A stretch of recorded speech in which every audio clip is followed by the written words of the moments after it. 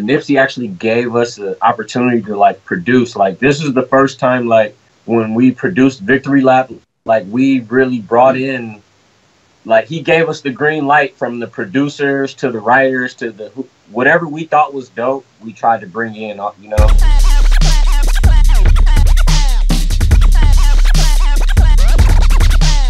I heard in your interview with The Fix that you co-ran 2 studios with Nipsey Hussle. I assume that was in LA. That's a pretty close partnership to have with a recording artist. How did that relationship start? That relationship started through a producer we know by the name of Phonics. He was one of Nipsey's original producers.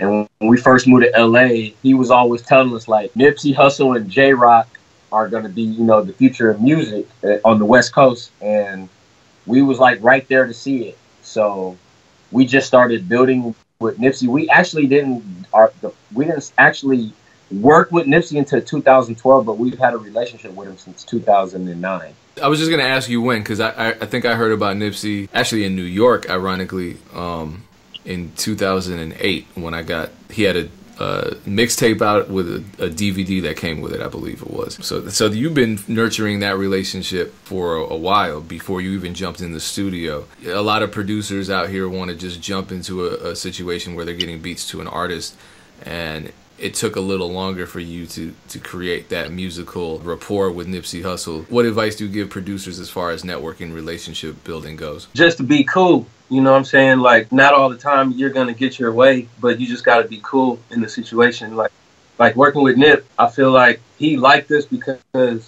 we was genuine and we had dope music, and we just kept it real with him all the way through. And he respected that. So yeah, just advice to the producers, just be you. Don't try to be anybody else. You know what I'm saying? And people are going to see that and respect that. Between the time that you started as a team to now, you've made some pretty big changes, and you've evolved musically quite a bit. But you had some big records initially. However, it seems to me, just based on following your careers, following your discography, that 2017 and 2018 were your best years. Definitely, yeah. Definitely agreed. What changed? Was it work ethic? Was it relationships? Was it chemistry?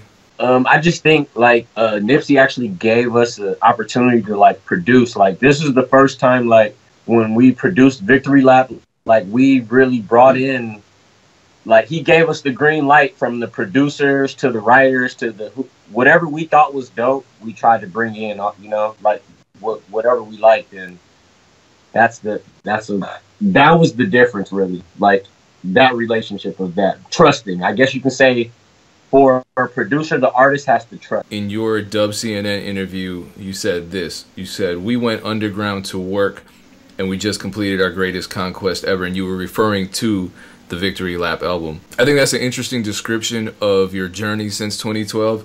What does that journey mean to you, and how does that quote relate? It was a learning process, you know, because before we did Nipsey album, you know, we did Get Home Safely. We worked with Dom, and I feel like that was preparation for us to become like the producers we are now. Because that was our first time producing the album, was Get Home Safely, and you know, we was prepared to do Victory Lap because of that. What were some of the biggest lessons you learned from the process of creating Get Home Safely?